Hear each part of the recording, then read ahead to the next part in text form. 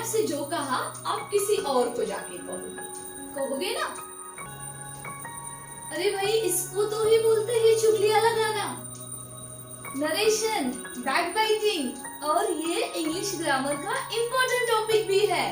तो चलिए आज सीखते हैं डायरेक्ट एंड इनडायरेक्ट स्पीच। उसको नरेशन भी बोला जाता है और रिपोर्टिंग स्पीच और रिपोर्टेड स्पीच भी बोला जाता है। तो ये तो थोड़ा ट्रिकी टॉपिक जरूर है, but if you pay attention ये इजी तरह से हम सीख जाएंगे। सो दोस्तों, हम जो बात करते हैं दो टाइप की करते हैं। एक तो होती है डायरेक्ट स्पीच, जो एक्चुअल जो स्पीकर ने बताया उसके वर्ड्स में एज इट इज बोला जाता है, और दूसरा होता है इनडायरेक्ट स्पीच, तो लिसनर के खुद के वर्ड्स में दूसरों को बताता है। वो कैसे होता है हम देखते हैं। दोस्तों सी ए ने बी से कुछ तो कहा, सो बी ने सी से कहा, यही तो होता है ना बैकबाइटिंग। ओके, सो ए ने बी से क्या कहा, she said I am not feeling well today. उसने कहा कि मुझे आज अच्छा नहीं लग रहा है। सो तो बी सी को जाके क्या कहेगा, एक तो ऐसे कहा कि उसने कहा कि उसको अच्छा नहीं लग रहा है। ओके, और दूसरे तरीके से कैसे कहा, she said that she was not feeling well that day। ये हुआ indirect speech, इसको हम नरेशन के नाम से जाना जाता है और ये इंग्लिश का इम्पोर्टेंट टॉपिक है।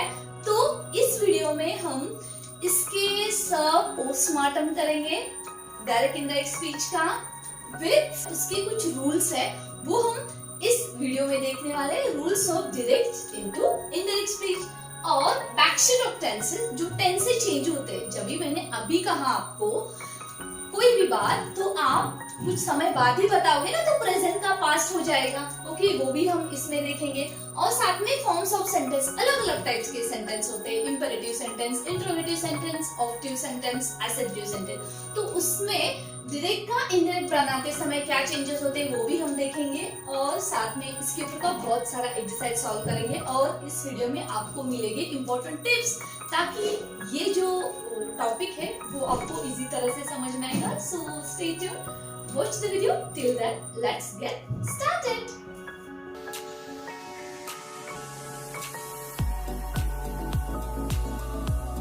डायरेक्ट स्पीच में सेड है, राइट, इसको बोलते हैं रिपोर्टिंग वर्ब, और वो चेंज होता है। इसके यहाँ पे याद रखने वाली बात ऐसी है, सेड रहेगा सेंटेंस में तो उसका सेड ही रिपोर्टिंग वर्ब रहेगा, लेकिन सेड टू रहेगा, ओके, किसको तो बात कही है तो उसका क्या हो जाएगा, टोल्ड हो जाएगा। Okay, for example she said, तो किसको कहा, अभी यहाँ पे ऑब्जेक्ट नहीं तो हम क्या बोल लेते हैं, हमारे ऊपर लेते हैं। सी सेड टू मी, यहाँ पे ऐसा होता तो इसमें कैसे आ जाता, इनडायरेक्ट में सी सेड नहीं आता, she told me that she was not feeling well that day. So ये आपको याद रखना बहुत जरूरी है। और सी सेज टू मी ऐसा रहता तो उसमें क्या आ जाता, फिर उसका एक सेकंड फॉर्म आता वर्ब का, टेल आ जाता। Very simple. और इसके साथ ही ये क्या है, ए है, कनेक्टिव वर्ड है, दैट है, वो हमें लेना जरूरी होता है। उसके बाद में ये जो चेंजेस होते हैं, आई एम का कैसे हो गया, शी वॉज हो गया, ये प्रोनाउन के चेंजेस है, वो भी हम अभी इसमें देखेंगे कि किस तरह से first person pronoun, second person pronoun, third person pronoun का चेंजेस होता है। उसके साथ ही जो ये टुडे का दैट डे हुआ, ओके, ये क्या है, ये चेंजेस है as per the time and place के जो चेंजेस है वो भी हम अभी देखने वाले हैं।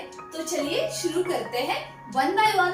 Let's get started with rules of direct into indirect. Okay, first rule क्या है, रिमूव पंक्चुएशन। जो सेंटेंस में दिए हुए सेंटेंस जो भी पंक्चुएशन मार्क्स होते हैं, इन्वर्टेड कॉमा हो, एक्सक्लेमेटरी मार्क्स हो, क्वेश्चन मार्क्स हो, उसको पहले हमें हटा देना है, तो ये हट जाता है। सी सेड दैट, तो ये पंक्चुएशन मार्क्स यहाँ पे क्या हुआ, हट गया।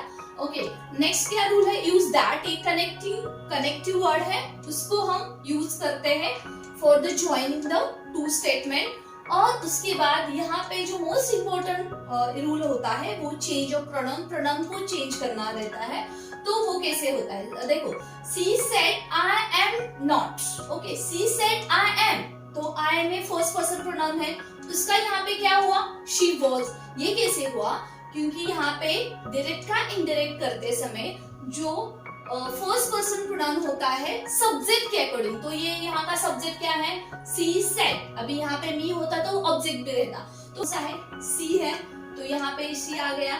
और जब भी सेकंड पर्सन हो, यू हो, तो वो होता है ऑब्जेक्ट के अकॉर्डिंग। तो सेकंड पर्सन यदि ये है सेंटेंस का बिगिनिंग में प्रोनाउन है तो उसका चेंजेस होता है ऑब्जेक्ट के अकॉर्डिंग। और थर्ड पर्सन हो जैसे कि ही, शी, राजू वगैरह कोई भी हो, तो उसमें क्या होता है, उसमें चेंजेस नहीं होता है, एज इट इज लिखा जाता है।